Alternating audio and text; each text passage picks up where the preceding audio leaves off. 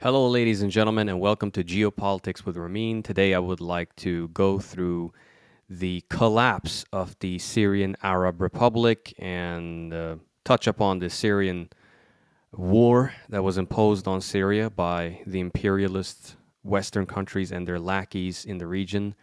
That is to say, Turkey, Jordan, and Saudi Arabia, and Qatar, and so forth. So, stay with me and let's do it. In order to understand the war in Syria, I think it's important to go through the demographics of Syria as well as the timeline of its modern history, because Syria is a artificial country, just like many other countries in the Middle East, drawn by European colonial powers, primarily France and the United Kingdom. Okay, so the demographics of Syria will compose according. This is a demographic research from 2000, apparently, found on Encyclopedia Britannica. And 74.9% are Syrian Arabs. Then you have, let's see, my eyes are a little bit messed up here. 7.4% Bedouin Arab, 7.3% Kurdish, and 3.9% Palestinian Arab, around 4%, and 2.7% Armenian, and 3.8% other. So that's an interesting fact to keep in mind. Yes, and I think it's also important to go through the religious affiliation of Syrians. So 74% are Sunni Muslim, and then you have 11% Alawites, which is sort of, some people consider it a branch of Shia Islam, but many Shiites consider them heretics, although they don't, I haven't heard any, violence being encouraged against them by Shia clerics or anything like that, but they don't consider them proper Muslims or whatever. Many of them, at least. That's how I understood it as. But it's a very secretive religion as well. But nonetheless, then you have 3% Orthodox Christians. Let's see here. 2%. No, I forgot the Druze. 3% Druze, if I understand it correctly. And you have 2% Roman Catholics. And a few people that are like non-religious and other type of religions. So yeah, it's kind of hard for me to see on my end because it's the picture is much smaller. But yeah, that is the religious demographics of Syria. All right, let's go through the modern history of Syria. This timeline is from the BBC, and I know that the BBC is a very, let's just say, anti-Syrian government, former government, anti-Baathist government, I guess. They weren't exactly supportive of the Syrian government, and they were very pro-opposition, Syrian opposition, if we can call it that. But nonetheless, I think they summed up the timeline pretty well. But let's go. So in 1918, October of 1918, Arab troops led by Emir Faisal and supported by British forces captured Damascus, ending 400 years of Ottoman rule, because during this time, Syria was part of the Ottoman Empire. In 1919, Emir Faisal backs Arab self-rule at the Versailles Peace Conference following the defeat of Germany and the Ottoman Empire in World War I. In 1920, of March, National Congress elected the previous year proclaims Emir Faisal King of Syria from the Taurus Mountains of Turkey to the Sinai Desert in Egypt. So, Then we go over to French control. In 1920 of June, San Remo conference puts Syria, Lebanon under a French mandate, and Palestine under British control. King Faisal flees abroad ahead of French occupation forces the following month. In 1920 till 1921, Syria is divided into three autonomous regions by the French, with separate areas for the Alawis on the coast and the Druze in the south. Lebanon is separated off entirely. And the whole plan for Lebanon, as far as I understand it, was to create some sort of Christian buffer state in the Middle East.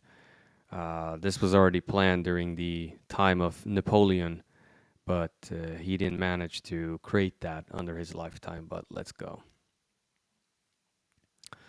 Uprising in between 1925 till 1926. Nationalist agitation against French rule develops into uprising. French forces bombard Damascus. It's been a long night. In 1928, elections held for a constituent assembly which drafts a constitution for Syria. French High Commissioner rejects the proposals, sparking nationalist protests. In 1936, France agrees to work towards Syrian independence and dissolves the autonomous regions, but maintains military and economic dominance and keeps Lebanon as a separate state. In 1941, British and Free French troops occupy Syria. General de Gaulle promises to end the French mandate. In 1943, veteran nationalist Shukri al-Kuwatli is elected first president of Syria, leads the country to full independence for 3 years later. Now we go to the Baath era. And Hizbul Baath is basically it bases its ideology on Baathism, which is a form of Arab nationalism. And the word Baath, as far as I understand it, means Renaissance. It was created by a Christian, Alawite, and Sunni Muslim Arabs. And I think the Christian guy was named Michael Aflaq. And we will get into that. But nonetheless, in 1947, Michael Aflaq and Salah al-Din al-Bitar found the Arab Socialist Baath Party. In 1949 till 1954, civilian government disrupted by repeated coups. 1955, Shukri al-Kuwatli returns to power, seeks closer ties with Egypt. In 1958, February, Syria and Egypt formed the United Arab Republic. Egyptian President Jamal Abdel Nasser heads the new state. He orders the dissolution of Syrian political parties to the dismay of the Baath Party, which had campaigned for union. So yes, the Baathists and the Nasserists were pretty much at odds with each other. And then we're going to go through the beef between the Baathists and the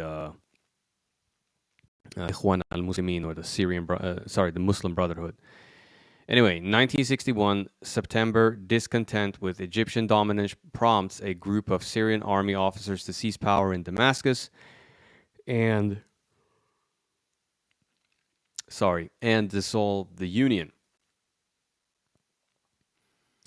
Now we come to the rise of the Assad family and Hafez al-Assad to begin with. So in 1963 of March, Baathist party officers seized power. In February 1966, Salah Jadid leads an internal coup against the civilian Baath leadership.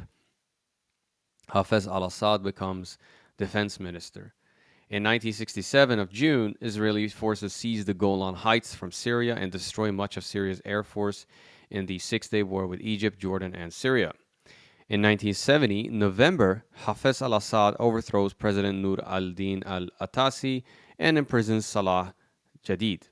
In 1973, rioting breaks out after President Assad drops the constitutional requirement that the president must be a Muslim, he suppressed it by the army. war with Israel. And in 1973, October, Syria and Egypt go to war with Israel, but fail to retake the Golan Heights seized in 1967. In 1975 of February, President Assad says he's prepared to make peace with Israel in return for an Israeli withdrawal from all occupied Arab land. In 1976, June, Syrian army intervenes in the Lebanese civil war to ensure that the status quo is maintained, keeping its Maronite Christian allies in position of strength. Yeah, that's for all the people that says that the Syrian government never fired a shot against Israel, which is obviously not true. They had a conflict over this area for quite, in the early 70s. So yeah, let's keep on moving. Now we come to the rise of the Muslim Brotherhood. In the 1980s, in 1980, after the Islamic Revolution in Iran, Muslim groups instigate uprisings and riots in Aleppo, Homs, and Hama. 1980, the September of 1980, start of the Iran-Iraq War. Syria backs Iran, in keeping with the traditional rivalry between Baathist leaderships in Iraq and Syria. In 1981, December, Israel formally annexes the Golan Heights. Uprising in Hama, and this one is a pretty violent crackdown. But anyway, in 1982, February, Muslim Brotherhood uprisings in the city of Hamas was suppressed by the army. Tens of thousands of civilians were killed. And in 1982 of June, Israel invades Lebanon and it attacks the Syrian army, forcing it to withdraw from several areas. Israel attacks the PLO base in Beirut. In May of 1983, Lebanon and Israel announced the end of hostilities. Syrian forces remain in Lebanon. In 1984, President's brother Rifat promoted to vice president. Now we're going to the return to Lebanon. If you excuse me, I'm just going to put my phone on flight mode. Anyway, so in February of 1987, President Assad sends troops to Lebanon for a second time to enforce a ceasefire in Beirut. In 1990, Iraq invades Kuwait. Syria joins the US-led coalition against Iraq. This leads to improved relations with Egypt and the United States. In October of 1991, Syria participates in the Middle East Peace Conference in Madrid and holds talks with Israel that founder over the Golan Heights issue. Yeah, I don't know how they wrote that sentence. Nonetheless, in 1994, President Assad's son, Basil, who was likely to succeed his father, is killed in a car crash or car accident. In 1998, President Assad's brother, Rifat, is dismissed as vice president. In 1999 of December, further talks with Israel over the Golan Heights begin in the U.S., but are indefinitely postponed the following month. And this is something that people maybe do not know, is that Assad wasn't really meant to be president. He wanted to continue his practice as an eye surgeon or an eye doctor in London and basically live his life as a civilian. But he was kind of almost pushed or forced into this role. And he inherited a state that was unfortunately very corrupt and had a lot of issues. So let's keep going. Assad's succession. In the June of 2000, President Assad, Hafiz al-Assad dies and is succeeded by his second son, Bashar. In November 2000, the new president orders the release of 600 political prisoners.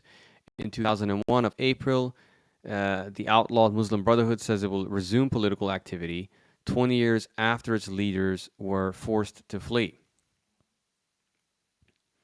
And in June 2001, Syrian troops evacuate Beirut, redeploy in other parts of Lebanon, following pressure from Lebanese critics of Syria's presence. yeah, maybe in my opinion, I think like Lebanon, Syria, Palestine, Jordan should be one country anyway. But yeah. In September of 2001, detention of MPs and the other pro-reform activists, crushing hopes of a break with the authoritarian past of Hafiz al-Assad. Arrest continues, punctuated by occasional amnesties over the following decade.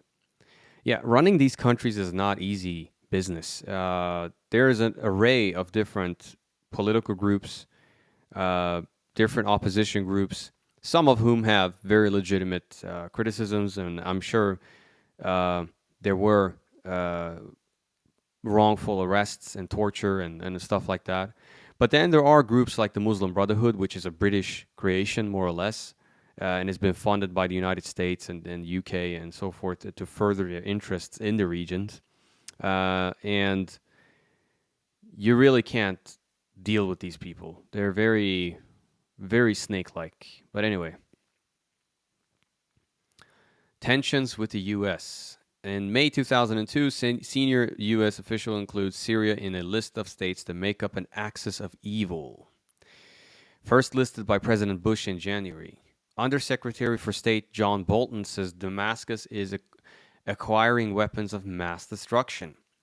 In 2004, January, President Assad visits Turkey, the first Syrian leader to do so. The trip marks the end of decades of frosty relations, although ties soar again after the popular uprising in 2011. In May 2004, the U.S. imposes economic sanctions on Syria over what it calls the support for terrorism and failure to stop militants entering Iraq. In 2005, February, April, till April, tensions with the United States escalates after the killing of former Lebanese Prime Minister Hariri in Beirut. Washington cites Syrian influence in Lebanon. Damascus is urged to withdraw its forces from Lebanon, which it does by April. Now we get to diplomatic overtures. In 2006 of November, Syria and Iraq restored diplomatic relations after nearly a quarter century. In March 2007, European Union relaunches dialogue with Syria. In April 2007, U.S. House of Representatives Speaker Nancy Pelosi meets President Assad in Damascus. She is the highest-placed U.S. politician to visit Syria in recent years. Secretary of State Condoleezza Rice meets Foreign Minister Walid Muallim the following month in the first contact at this level of for 2 years. In September 2007, Israel carries out an aerial strike against a nuclear facility under construction in northern Syria. In July 2008, President Assad meets French President Nicolas Sarkozy in Paris. The visit signals the end of the diplomatic relation by the West that followed the assassination of former Lebanese Prime Minister Rafik Hariri in 2005. Let's see. In October 2008, Syria established diplomatic relations with Lebanon for the first time since both countries established independence in the 1940s.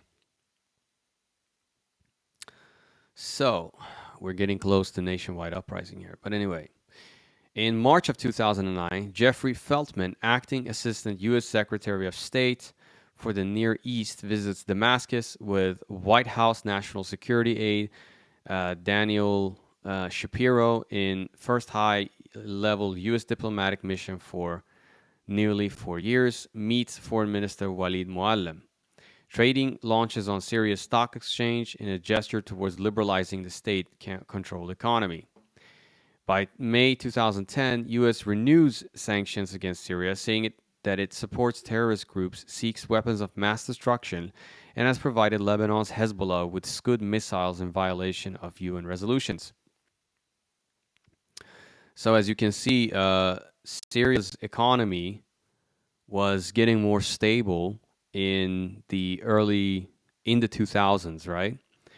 Because on and off. I mean, the sanctions were kind of lifted for some time, and they could have trade. Then they were slapped on again because, yeah, I guess the Israeli influence in the U.S.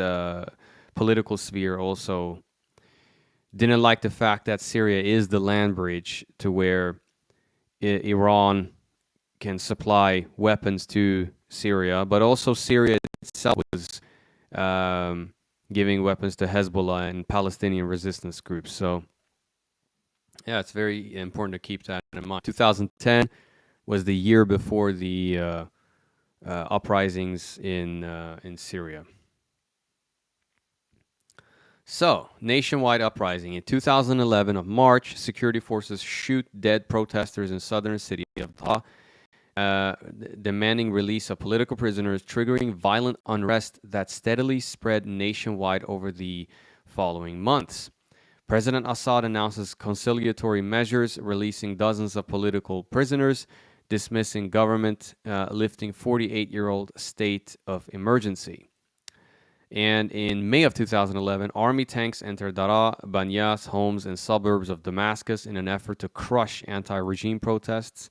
U.S. and European Union tightened sanctions.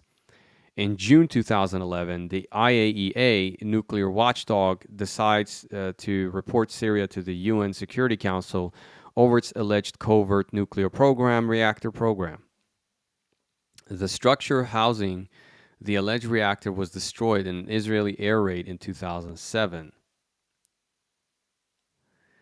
And the opposition organizes. Let's see. Okay. In July of 2011, President Assad sacks the governor of the northern province of Hama after mass demonstrations there, eventually sending in troops to restore order at the cost of scores of lives. In 2011 of October, this new Syrian National Council said it has forged a common front of internal and exile opposition activities. In November 2011, Arab League votes to suspend Syria, accusing it of failing to implement an Arab peace plan and imposes sanctions. In 2012 of February, government steps up the bombardment of homes in other cities. In March of 2012, UN Secretary Council endorses non-binding peace plan drafted by the UN envoy Kofi Annan. China and Russia agreed to support the plan after an earlier, tougher draft is modified. In June of 2012, Turkey changes rules of engagement after Syria shoots down a Turkish plane, declaring that if Syrian troops approach Turkey's borders, they will be seen as a military threat. In 2012, July, Free Syrian Army blows up 3 security chiefs in Damascus and seizes parts of the city of Aleppo in the north. In August of 2012, Prime Minister U.S. President Obama warns that the use of chemical weapons would tilt the U.S. towards intervention. In October 2012, fire in Aleppo destroys much of the historic market as fighting and bomb attacks continue on in various cities. In 2012 November, National Coalition for Syrian Revolutionary and Opposition Forces formed in Qatar. It excludes Islamist militias. This is horse shit because even the Free Syrian Army had very sectarian elements within it, such as the Osama bin Laden Brigade is one. And then you had I think it was called the Yazid Brigade, which was referring to the Umayyad Khalif Yazid, who was responsible for the death of Imam Hussein, which is very sacred among, or very revered among Shiites. But nonetheless, Arab League stops short of full recognition. So in 2012, December, U.S., Britain, France, Turkey, and Gulf states formally recognize opposition national coalition as a legitimate representative of Syrian people.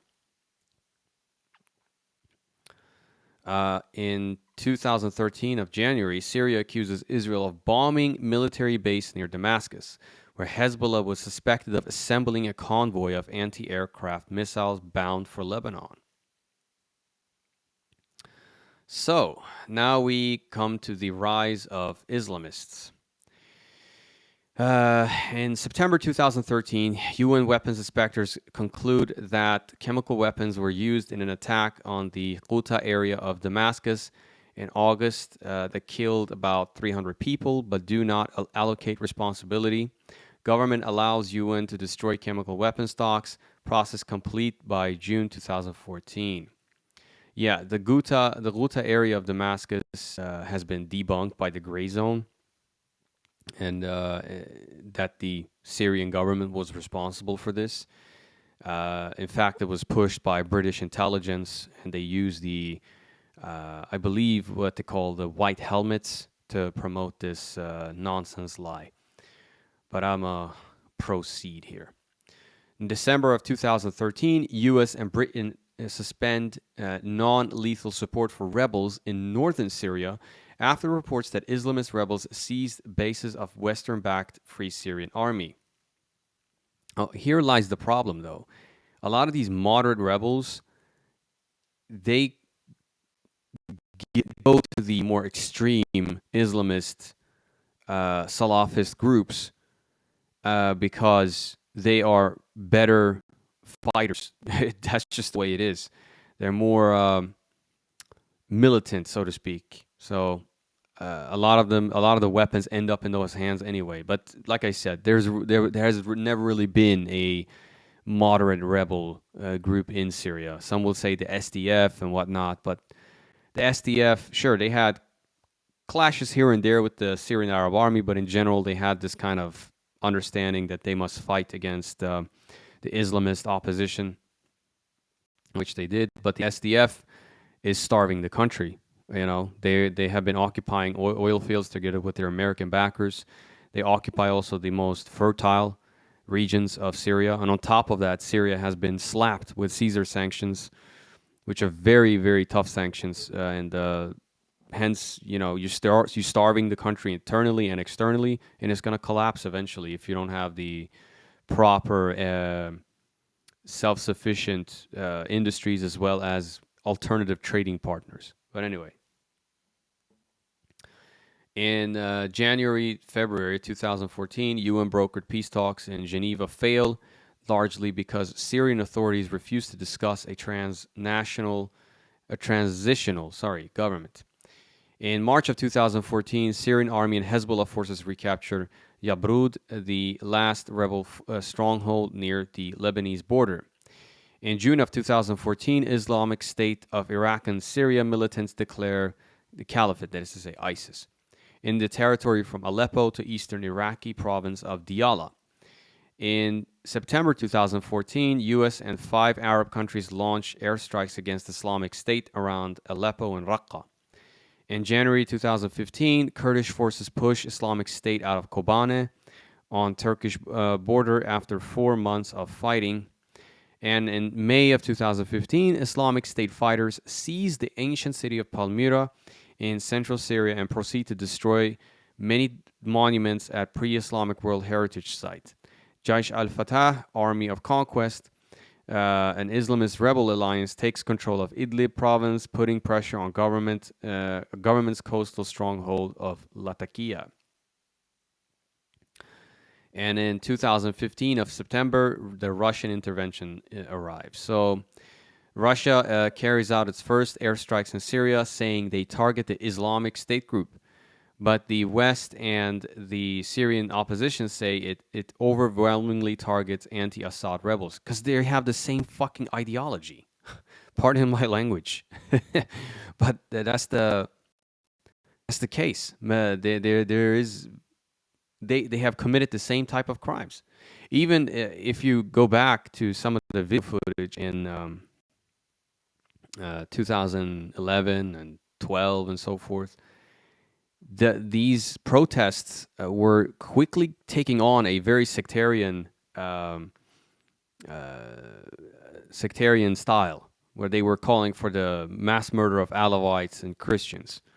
So yes, there is secular, or how should I say, non-sectarian opposition in Syria that have brought up legitimate grievances. But these people who are receiving millions and millions of dollars, I think up to $1 billion, right? I mean, we're going to talk about Operation Sycamore in our next segment, Timber Sycamore. These people, they are just used as pawns to destroy a independent Arab Middle Eastern government for the interests of the Zionist entity as well as the United States and its European vessels. But nonetheless, in December of 2015, Syrian army allows rebels to evacuate remaining areas of homes, returning Syria's third largest city to government control after 4 years. In March of 2016, Syrian government forces retake Palmyra from Islamic State with Russian air assistance, only to be driven out again in December. In August 2016, Turkish troops crossed into Syria to help rebel groups push back so-called Islamic State militants and Kurdish-led rebels from a section of the two countries' border.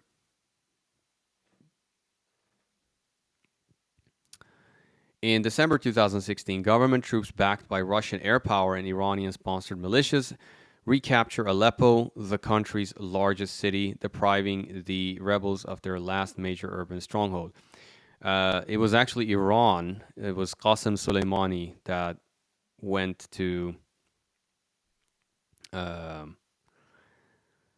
Russia to request the air support. So, yeah. But anyway, in 2000, and they were invited by the Syrian government. So in 2017 of January, Russia, Iran, and Turkey agreed to enforce a ceasefire between the government and non-Islamist rebels after talks between the two sides in Kazakhstan, which is the Astana talks. And this is also a lie because they say non-Islamist rebels. The people in Idlib are... I can't believe BBC is lying this blatantly. The people in Idlib are Al-Qaeda, different offshoots of Al-Qaeda. Like you got the HTS, you have Turkestan Islamic Party and Nur al-Din al-Zinki and whatnot. Like all types of groups that cut people's heads off, burned them alive, you name it, suicide bombings, you name it. These people are all Salafist Islamist rebels. So this is bullshit. And on top of that, inside of Idlib, they were killing each other left and right. You know, they couldn't even get along. So we'll see what's how the new Syria will develop. But anyway, the U.S. intervenes. In 2017 of April, U.S. President Donald Trump orders a missile strike on an air base from the Syrian government planes, alleged staged a Syrian government planes alleged staged a chemical weapons attack. Don't they mean plans? Allegedly staged. Okay, on the rebel-held town of Khan Sheikhun. In May 2017, the U.S. declares to arm the YPG Kurdish Popular Protection Units. These fight alongside the main opposition, Syrian Democratic Forces, which captures the important Tabqa dam from the Islamic State. In 2017 of June, U.S. shoots down a Syrian fighter jet near Raqqa after allegedly dropped bombs near U.S.-backed rebel Syrian Democratic Forces, which say the SDF. And in July, the Lebanese militant group Hezbollah and the Syrian army launched a military operation to dislodge jihadist groups from the Arsal area near the Lebanese-Syrian border. Interesting. They haven't actually added the overthrow of Assad yet. But anyway. The Islamic State retreats in 2017 of October and November. The Islamic State group is driven from Raqqa, its de facto capital in Syria, and Deir al-Zur. In January 2018, Turkey launches an assault on northern Syria to oust Kurdish rebels controlling the area around Afrin. And in 2018 of April, claims of a new chemical attack in eastern Ghouta's main town of Douma prompt the US, Britain, France to carry out a wave of punitive strikes on Syrian targets. And in July 2018, Syrian army recaptures almost all the south of the country up to the borders with Jordan and Israeli-held territory. In 2018 of September to December, Kurdish-led SDF forces launch an offensive that reduces Islamic State territory to a tiny enclave on the Iraqi border. In 2019 of October, U.S. withdraws troops from northern Syria, prompting Turkey to attack U.S. Kurdish allies in the area. Islamic State leader Abu Bakr al-Baghdadi dies in a U.S. air raid on his hideout in Idlib province. In March 2020, Turkey sends thousands of troops across the border to stop Syrian offensive to retake Idlib, the last province still in opposition hands. In June 2020, protests in southern Syria at growing economic hardships prompt President Assad to dismiss Prime Minister Imad Khamis. And they don't want to talk about what actually caused these economic hardships, and that is, like I told you before, the Caesar sanctions were crushing Syria along with the war, so it was very difficult, and hence that's one of the probably the biggest reasons why the country eventually just collapsed, and President Assad just felt that this is unbearable. I can't root out the corruption, and bam, I just left. We can have opinions if it's cowardly or not. He could have just sent his wife away to Russia, and he could have picked up a Kalashnikov and with his last supporters and fight on. I don't know. That's how some analysts feel like he should have gone out, but it is what it is. We can, in the next segment, we probably can go through how the collapse of the Assad government happened in terms of, the events that followed, so to speak. So, yes. All right. So let's go through the timeline of how the Syrian Arab Republic and the government of Bashar al-Assad collapsed. In November 27th, rebel forces launched their first attack. Syrian rebel forces launched a large-scale attack on Assad's forces in western Aleppo, the first sign of what was to come from their offensive and marking the first flare-up between the two sides in years. At least 37 people were killed, both regime forces and allied militia. The rebels seized 13 villages, including the strategic towns of al-Shughra and Anjara, as well as Base 46, the largest Syrian regime army base in western Aleppo, according to a statement by opposition factions at the time. It was unclear if the attacks meant anything more. Rebel groups said they were in response to recent artillery shelling from Assad's regime.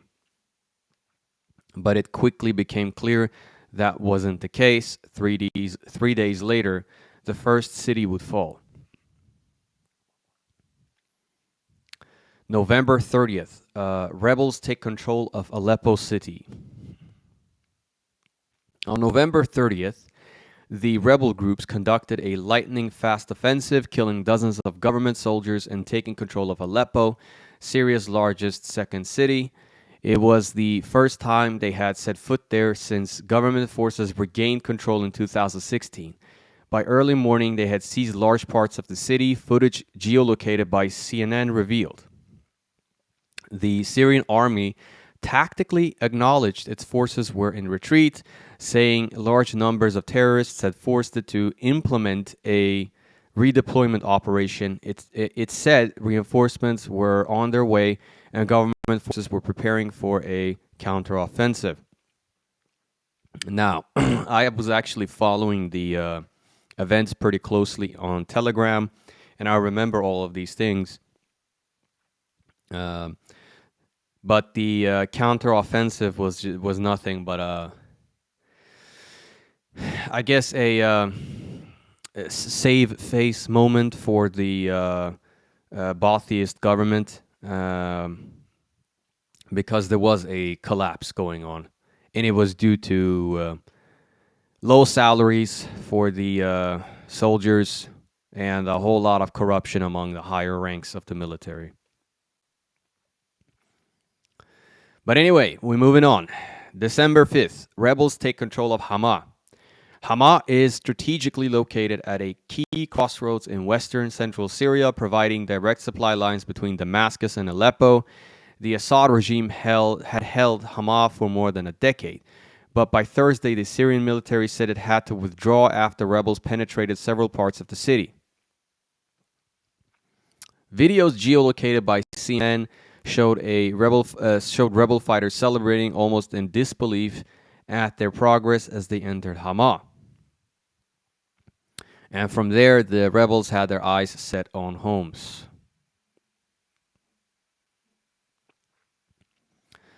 December 6th, rebels take control of Daraa, the birthplace of the 2011 uprising. And Daraa is historically a city that has been opposed to the secular government of Bashar al-Assad, or the Assad government in general. But anyway,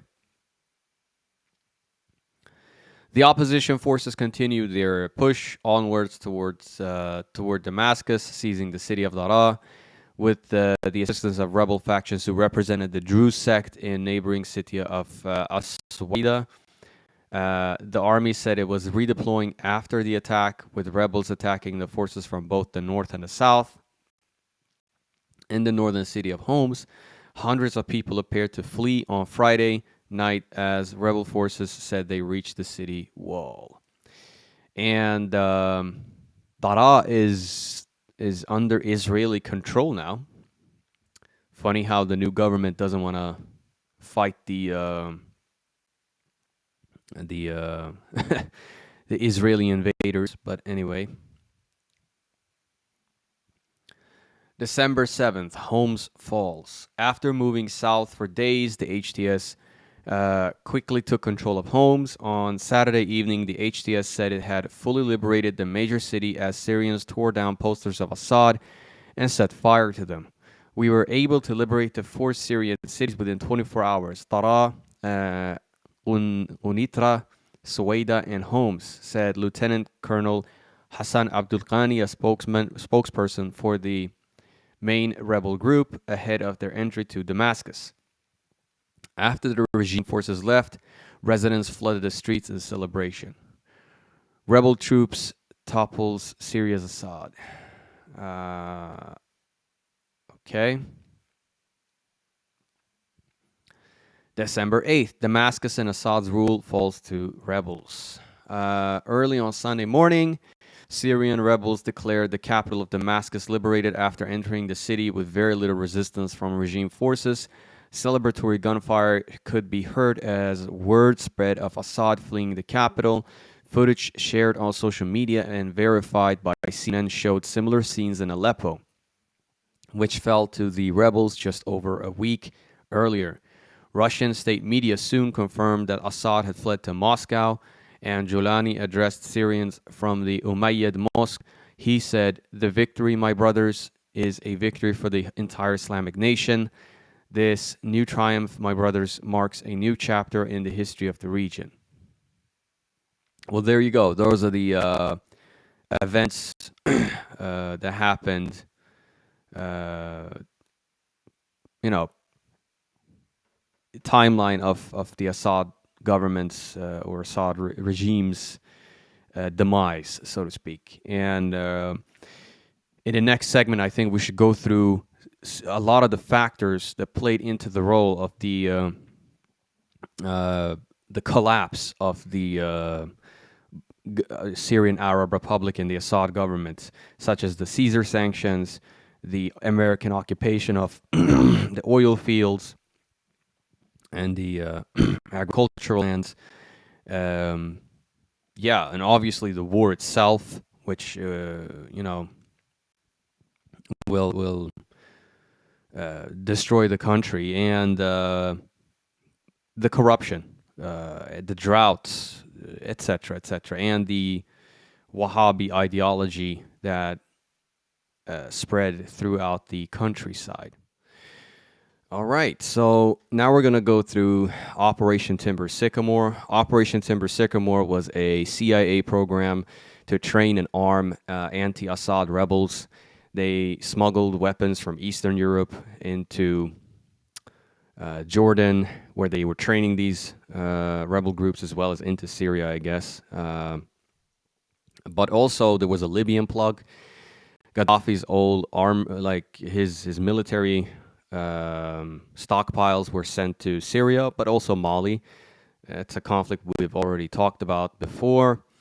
And yeah, they spent around $1 billion to arm these anti-Assad terrorist groups. So I thought we can read a little bit from the Wikipedia article here. And these sources that Wikipedia cites, they're all like Western sources, like Daily Telegraph, Washington Post, New York Times, Al Jazeera. So yeah, this is not like a crazy conspiracy theory or anything like that. But anyway, Operation Timber Sycamore was a classified weapons supply and training program run by the United States Central Intelligence Agency, CIA, and supported by the United Kingdom and some Arab intelligence services, including Saudi intelligence. The aim of the program was to remove Syrian President Bashar al-Assad from power. Launched in 2012 or 2013, it supplied money, weaponry, and training to Syrian opposition groups fighting Syrian government forces in the Syrian civil war. According to the U.S. officials, the program was run by the CIA's Special Activities Division and has trained thousands of rebels. President Barack Obama secretly authorized the CIA to begin arming Syria's embattled rebels in 2013. The program became public knowledge in mid-2016. One consequence of the program has been a flood of U.S. weapons, including assault rifles, mortars, rocket-propelled grenades, into the Middle East's black market. Critics of the program within the Obama administration viewed it as ineffective and expensive, and raised concerns about the seizure of weaponry by Islamist groups and about Timber Sycamore-backed rebels fighting alongside the al-Qaeda-affiliated al-Nusra Front and its allies. In July 2017, U.S. officials stated that Timber Sycamore would be phased out, with funds possibly redirected to fighting the Islamic State or to offering rebel forces defensive capabilities. Yeah, because when the Russian Air Force entered the field, that's when the effectiveness of the program started to really go down. And that's probably the reason. But CIA Director David Petraeus first proposed a covert program of arming and training rebels in the summer of 2012. Initially, President Obama rejected the proposal, but later agreed, partially due to lobbying by foreign leaders. And guess who they are? King Abdullah II of Jordan and Israeli Prime Minister Benjamin Netanyahu. And it's funny because Israel has offered and has given medical care for al-Nusra fighters. Israeli weapons have been found among Syrian opposition groups. And Giuliani himself right now, who is in power in Damascus, well, or maybe the front figure of power at least, he has openly said that he will not confront the Israeli occupation forces because they are currently occupying at least 40% of Syria's territory right now. So I hope the Syrians are happy about their freedom. I'm not saying Assad was an angel. He did bad things, or his government did bad things. But if you're going to fight against a corrupt government and you want something else, and I say this to anybody, because in the Middle East we have this problem. is that we are addicted to these nice slogans, right? Anti, fight against corruption, perhaps, install a government of justice and equality and whatnot. These are sexy catchphrases, but every time we happen to install um, governments that, at the end of the day, do the opposite of these things. And that is because we have no clear program. This is not an organized grassroots revolution. When the CIA starts pumping in $1 billion to overthrow your government, then this is no longer an organic revolution anymore. Okay? Once you accept CIA money as a Syrian, as an Iranian, as a whatever, you are no longer in control of the agenda that's going to happen to your country. So I want people in the Middle East, or anywhere else for that matter, to remember that. I mean, we saw that in Ukraine as well. So anyway, initially President Obama rejected the proposal, but later agreed, and we talked about that. Operation Timber Sycamore began in late 2012 or early 2013 and was similar to other Pentagon or CIA-run weapons routing and training programs that were established in previous decades to support foreign rebel forces. Greg Miller and Adam Entos of the Washington Post stated that the operation has served as the centerpiece of the U.S. strategy to press Syrian President Bashar al-Assad to step aside. The program's principal backers were the United States and Saudi Arabia, because at this time, I get to that, but it was also supported by some other regional Arab governments and by the United Kingdom. While Saudi Arabia provides more money and weaponry, the United States leads training in military equipment. The program was based in Jordan due to the country's proximity to the battlefields in Syria.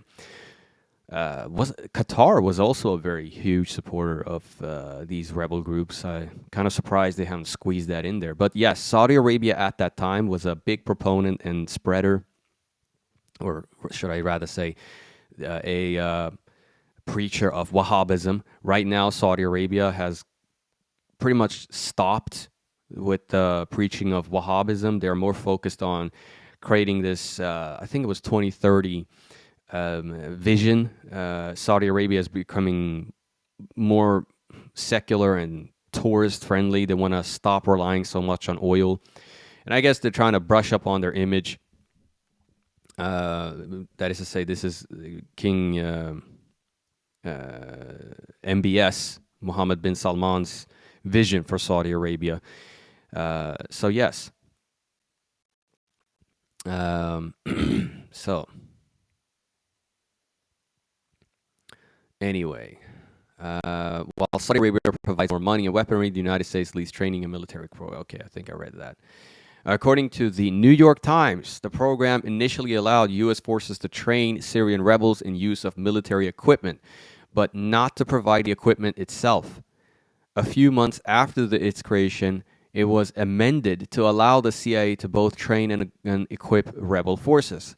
Saudi Arabia has provided military equipment, and covert financing of rebel forces has also been provided by Qatar. Okay, Qatar, Turkey, and Jordan. Saudi Arabia, Qatar, and Turkey shipped thousands of rifles, hundreds of machine guns, and large amounts of ammunition to Syrian rebels in 2012 before the program's launch. The CIA helped arrange some of the arms purchases for the Saudis, including large deal in Croatia in 2012.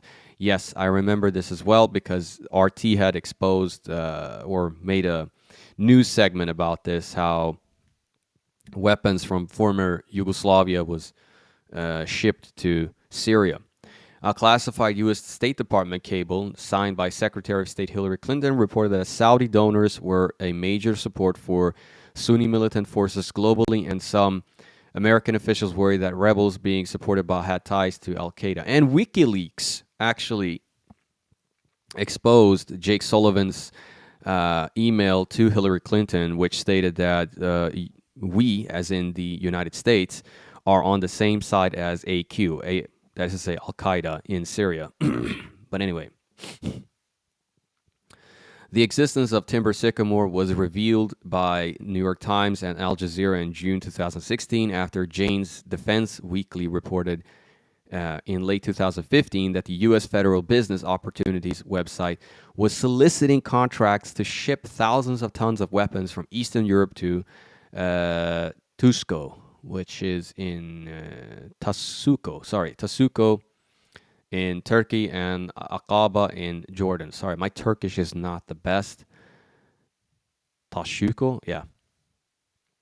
But anyway, how much is it left of this thing?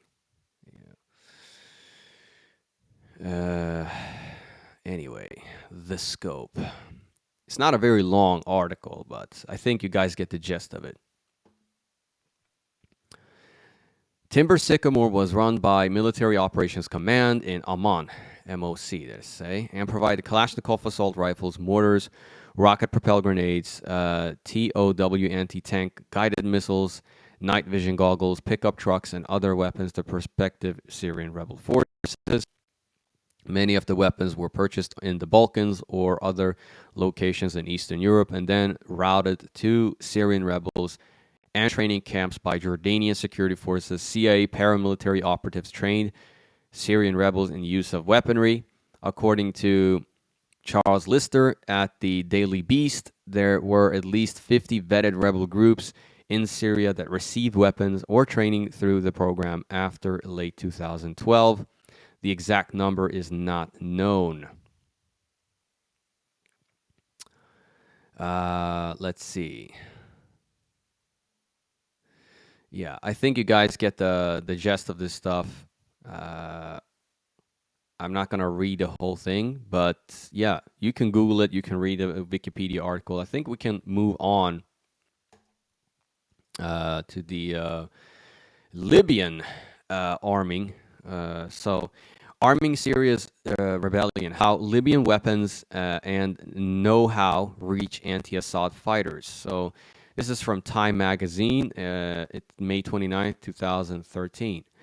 The beefy Libyan revolution field commander, it's a pretty funny description, turned politician, rose from the beige couch to greet his new Syrian guest, who pulled up a chair to join the two other Syrian men seated in a semicircle around the couch in the cafe of the hotel in southern Turkish city of Antakya, near the Syrian border. The Libyan had traveled from Zintan in northwest Libya, while a fellow countryman, a former militia commander from Benghazi, had traveled from the port city to hold court in this Turkish hotel and meet some of the rebels trying to overthrow Syrian President Bashar al-Assad. Both Libyans requested anonymity because of the nature of their mission. The Syrians seated around the Libyans in this warm night in mid-May were all from Islamist military units that operate outside the umbrella of the Free Syrian Army, FSA, which claims to represent most of Syria's rebels. The night before, the Libyans said, had been in turn of the FSA, which is generally less Islamist than the rebels now seated at the hotel, which is horse shit, right? I'm not saying there weren't secular battalions or groups or whatever in this FSA, but in general, the FSA had also a pretty strong sectarian line, which mainstream media was trying to hide at the time. But anyway, the Libyans had met a colonel in the FSA who had sat on the same beige couch. He had defected relatively early in the now more than 2-year conflict and had nominally held a senior position in the cadre of exiled FSA officers in southern Turkey, who at one point claimed to speak for the armed opposition, but who have since been sidelined by other newer defectors. Let me just see how long this is. Okay. The transfer of Libyan arms to Syrian rebels and to other countries in the region was documented in a UN Security Council report published in April. The report by the UN Security Council group of experts described shipments from various places in Libya and suggested that some local officials or their representatives were either involved in the shipments or allowed them to happen. An arms embargo, which is still in place, was imposed on Libya at the start of the uprising in 2011 that overthrew Gaddafi. Former commanders like the two men at the meeting in Antakya are sympathetic to the Syrian rebels and in their bid to oust Assad and are helping them by steering weapons through Turkey, according to the UN report, through northern Lebanon. Oh yeah, because northern Lebanon, this is like the Tripoli area, they have a pretty large Sunni Muslim population, and there's also a lot of ISIS sympathizers in this area. But anyway, HTS actually have started attacking Lebanese army positions as we are speaking, by the way. In some cases, the Libyans foot the bill for either the weapons or their transportations or both. In others, the Syrians may pay for some of the weapons or their shipping. Turkey has long denied that its territory is used for such purposes. The meeting at the hotel in Antakya, to which time was given access to on the conditions that no one present be identified, according to rare insight into the distribution of weapons described in the UN report. The meeting was also about forging direct contacts between Libyans and Syrians and bypassing Qatar. In the past, the Libyans said the Qataris have acted as delivery men because Qatar was also very involved in the uprising against Gaddafi in Libya, right? For 5 plane loads of weaponry, the Libyans claim they were sent via Turkey since last summer. But the Libyans claimed the Qataris and Turks had been removing the heavy weaponry they had sent. Time could not confirm the men's claims about either shipments or the Qatari or Turkish involvement. One of the Syrian commanders present at the meeting in Antakya said that he had received a share of the Libyan weapons delivered since last summer. And I'm quoting him here. We sent heavy weapons, including heat-seeking anti-aircraft missiles and 12.7 millimeter anti-aircraft guns. 14 14.5S anti-aircraft guns. Anyway, Kornets, Russian anti-tank missiles. These are very effective, by the way. Hezbollah has used these against the IOF, destroying a lot of the Merkava tanks. So the Libyan from Benghazi said, we know that advanced weapons left from Tripoli and Benghazi arrived in Turkey and were supposed to get to Syria. They didn't. The rebels have long pleaded for heavy weaponry, but the international community have grappled with their demand, with many countries of sending advanced weapons into a chaotic battlefield without firm guarantees that they won't find their way into hands of elements considered undesirable to the West, mainly ultra-conservative Islamists, or be used in terrorist attacks either inside Syria or across the border. And that is the problem with these programs and supporting these dubious extremists, because there will always be a blowback. And today is 4th of January. And there has been like 3 terrorist attacks already in the United States. One was by a guy that had pledged allegiance to IS, the Islamic State. He was he was an active U.S. service, Army serviceman.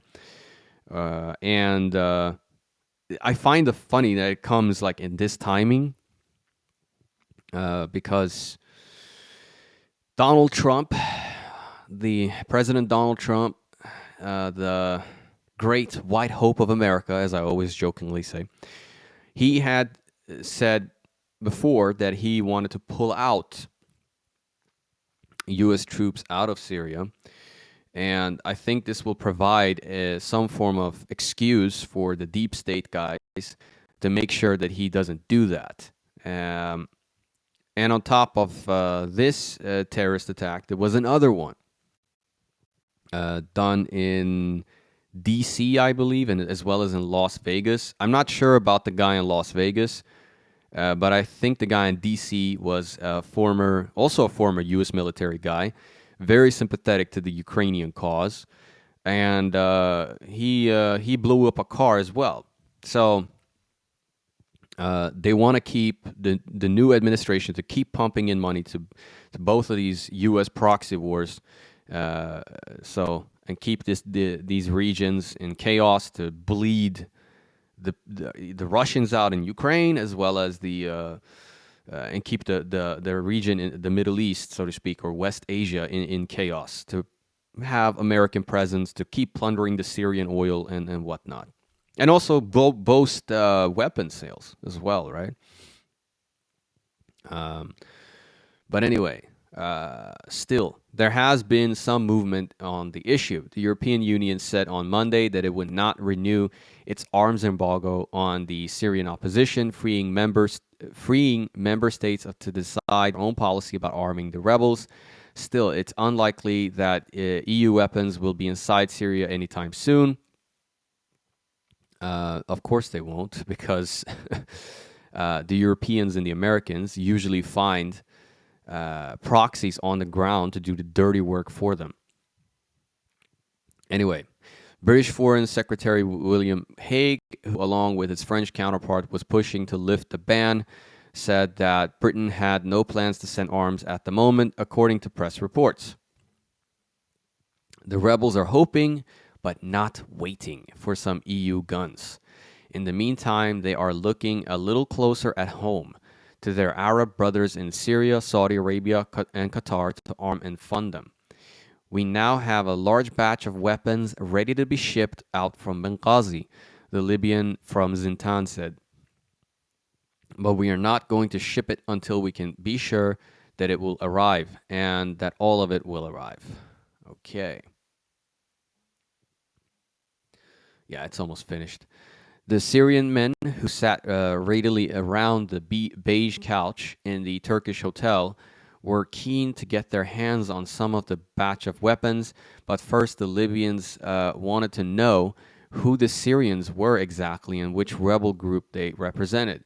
There was a representative from Jund Allah, Soldiers of God, Jundullah. Basically, we had a similar group in Iran back in the day, which was killing a lot of Iranian soldiers, which operates in and around the capital Damascus. A commander from Ansar al-Din, supporters of the faith, in Latakia province, and most significantly a man who is one of the 7 members of the political office of Jabhat Syria al-Islamiyya, Syrian Islamic Front, one of the country's largest, most cohesive, strongest Islamist militant coalitions, led by the Salafi Ahrar al-Sham brigades. The extremists of al-Qaeda-linked Jabhat al-Nusra is not part of this alliance. We will go through some of the groups that were actively involved in this war. Okay. Coffee was ordered, Turkish coffee for the Syrians, blah, blah, blah. Let's skip that. His first question was about whether the men around him recognized the FSA and its 14 provincial military councils. All said they did not. What a surprise. Their commanders are failures and they are corrupt, the Syrian from Ansar al-Din said. There is not even one battalion, in all honesty, that they can control, the Islamic Front representative said. Those people, senior defectors in the FSA, like the one of the Libyans, had met the night before were placed as facades in the beginning as media personalities, but as real commanders on the ground, not at all. The Libyan's next question was one he would repeat or refer to 16 times over the next 2.5 hours. Why aren't you united? And every time the Syrians would politely respond that their Islamist battalions were better organized and disciplined and had a clearer chain of command than their more secular FSA counterparts, but that asking for greater unity, then that was a difficult proposition. Yeah. So, and that is something that a lot of analysts have been warning, that these Islamist groups are actually not that united. They have been known to be killing each other in Idlib before. And that's the problem with these guys. They are great fighters, right? But they're not so good at statecraft. We can read a last article here. This is from Reuters, and it's from 2013, June 18th. The adventurers of a Libyan weapons dealer in Syria. Abdul Basit Haroun says he is behind some of the biggest shipments of weapons from Libya to Syria, which he delivers on a chartered flights to neighboring countries and then smuggles over the border. After fleeing Libya in his 20s, Haroun established himself as a property developer in Manchester because the UK has a lot of these anti-Gaddafi Libyans, apparently. And I know that, well, the European Union, countries like UK, Sweden, Norway, whatever, they are known to facilitate a lot of terrorists from the global south in their territories. But I'm going to proceed. After about 2 decades in the British city, he returned to Libya in 2011 to fight in the revolution, where he became a prominent rebel commander. He says he sends aid, weapons to help Syrians achieve the freedom he fought for during the Libyan revolution. The first consignment of weapons was smuggled into Syria aboard a Libyan ship delivering aid last year, Haroun says. But now containers of arms are flown above board into neighboring countries on chartered flights. In the months since Haroun began his work, arming the rebels was moved up the international agenda, with Saudi Arabia equipping them with missiles, and Washington also planning to send weapons to the men fighting President Bashar al-Assad. Haroun spoke to Reuters over coffee and homemade cake late at night at his villa on the outskirts of Benghazi, the eastern city that began the uprising that deposed Muammar Gaddafi. His son, a young man who spoke English with a Manchester accent, offered help with weapon prices and other details. Haroun was upset the West had not intervened in Syria as it did in Libya, and said the opportunity to avert a larger war had been missed. These fucking traitor rats, man. Anyway, and the Arabs wonder why they never get free from Zionist and American control of their region. Yeah, because you got these fucking fifth columnists that run rampant across the Arab world, man. Like, at some point, you got to take a little bit of responsibility of your own. Even many Palestinians were cheering on the Syrian revolution. We can thank Al Jazeera for that, because, you know, Al Jazeera is a great news channel when it comes to, you know, many things, especially the coverage of the Gaza genocide. But on the Syrian issue, they definitely took the stance of the Syrian state, the U.S. State Department and so forth.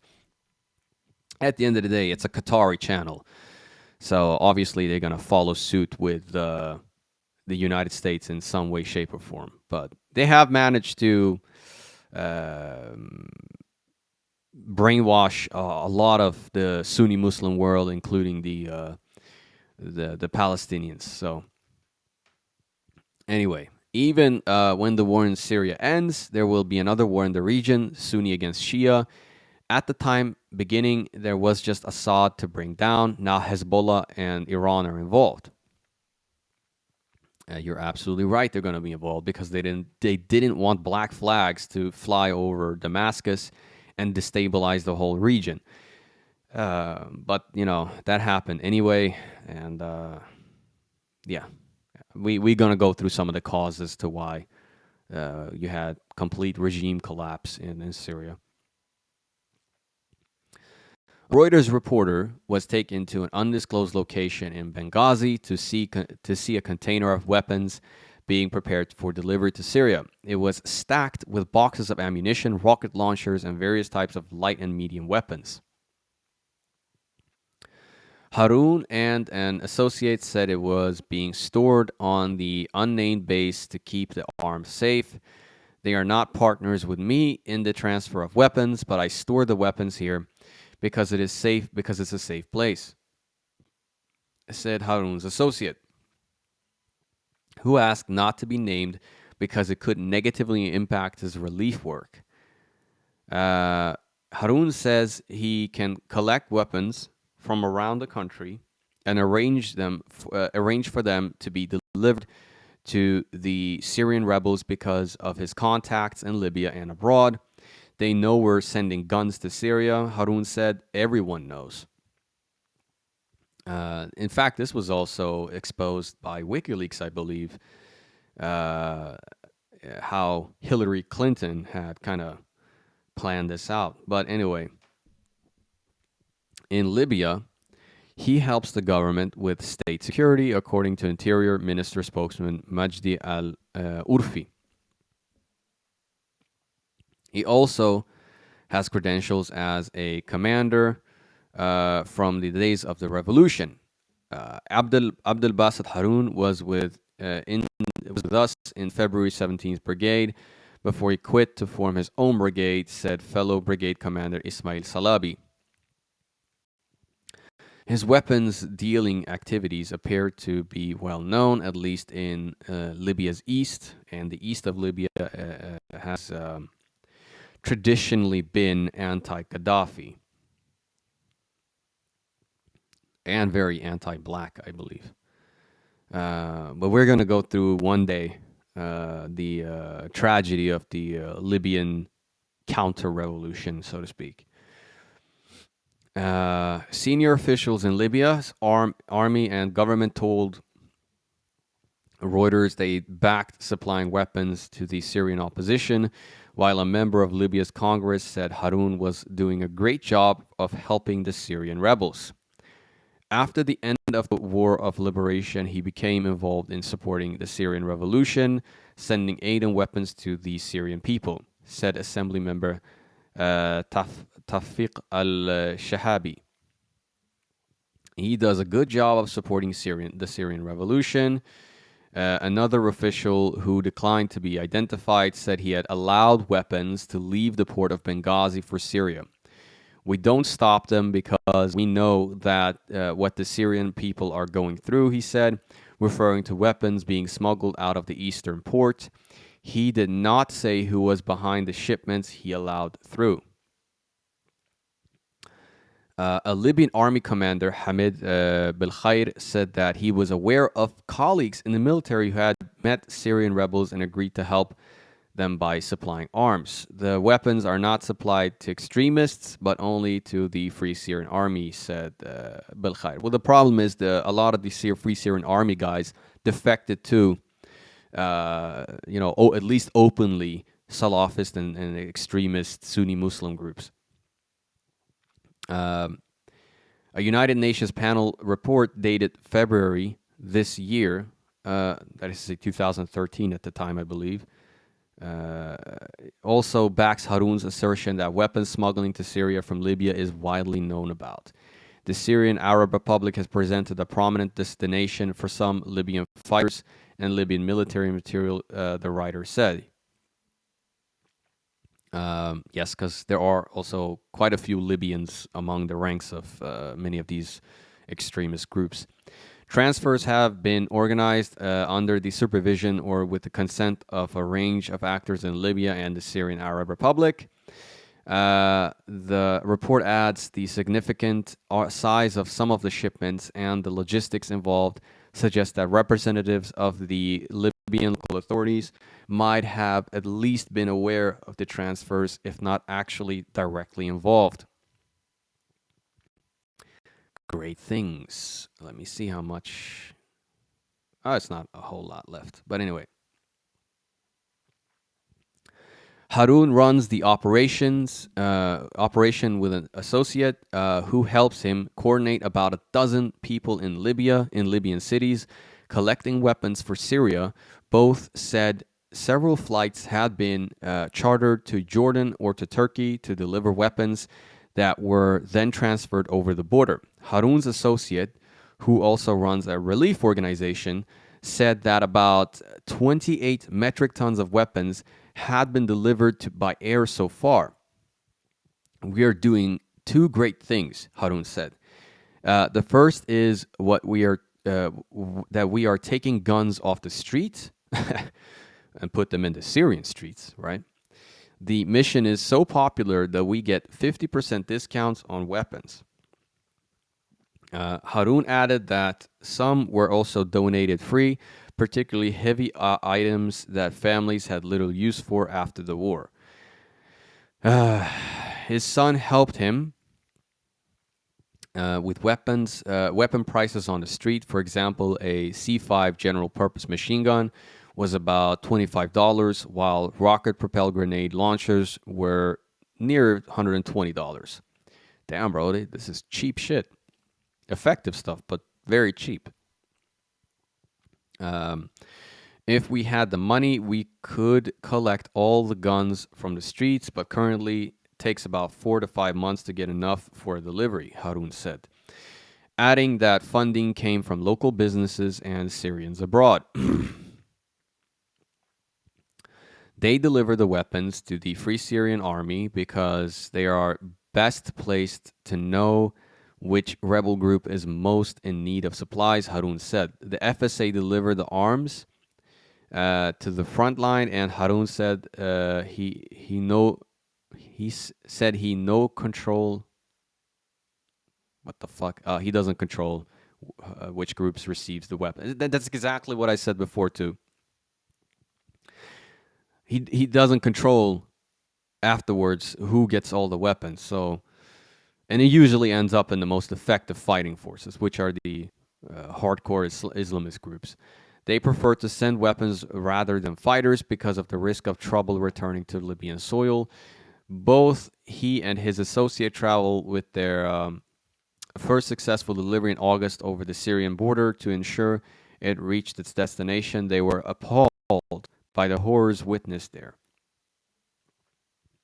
Let's see. Anyone who saw what I did in Syria would do the same thing, said the associate. The water is so polluted, you wouldn't even wash your hands with it. People have no clothes. I saw 3 births when no doctor is present. People are dying without medication. Libyan weapons. A Reuters reporter who visited locations supplied by Harun in Syria a month or 2 after the shipment was said to have arrived said the area was awash in weapons of Libyan origin. In addition, a number of journalists traveled with Harun. I was with Harun on a ship, al-Intisar, and I know they transferred arms to Syria, said Arish Said, a Libyan journalist. And the aid shipment met only a fraction of the people's needs. The associate said the next consignment due to sail in June would be bigger, at close to 2,000 metric tons. The next shipment will be only 8, and if we were planning on taking weapons, we wouldn't tell you, he added. He said, however, produce iPad footage that he said showed an earlier consignment being prepared. In the clip, a group of men were loading rockets and boxes of ammunition out of a small truck and into a container. Harun's associate gestured at the person filming to turn off the phone while a man on the truck grinned at the camera. Air deliveries are preferred because of the risks of interception in the East Mediterranean waters. Their first shipment was seized off the coast of Lebanon. Yes, I remember this, actually. This particular incident years ago. Very interesting. Both Harun and his associates said the second shipment was successful because it took a longer route, reaching Turkey in August 2012 with weapons hidden among about 460 metric tons of aid destined for Syrian refugees. The UN report appears to confirm at least some of Harun's account in its investigation in the case of a second vessel, the al-Intisar. The panel investigated a news report that Libyan ship with around 400 metric tons of aid had supplied Syrian rebels with the largest consignment of weapons since the uprising.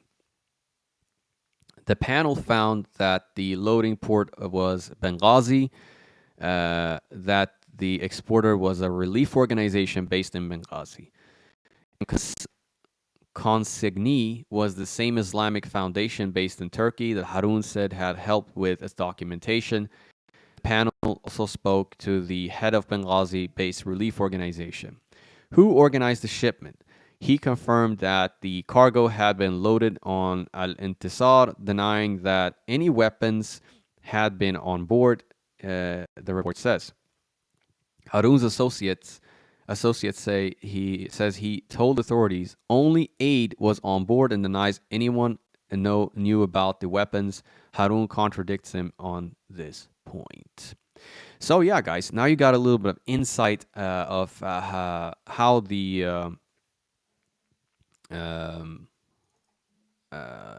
armament and training of the Syrian opposition. In part 2 of the video about the war on Syria, we're going to have to explore the groups that were involved in this war. We already talked about the backers, a lot of it, and some of the demographics and all of this stuff, and the history of the country and the background of the imperialist war that was imposed on Syria. In the next video, we also have to talk about some of the causes that led to the war and eventually the collapse of the Syrian Arab Republic and the Baathist government led by former President Bashar al-Assad. So stay tuned.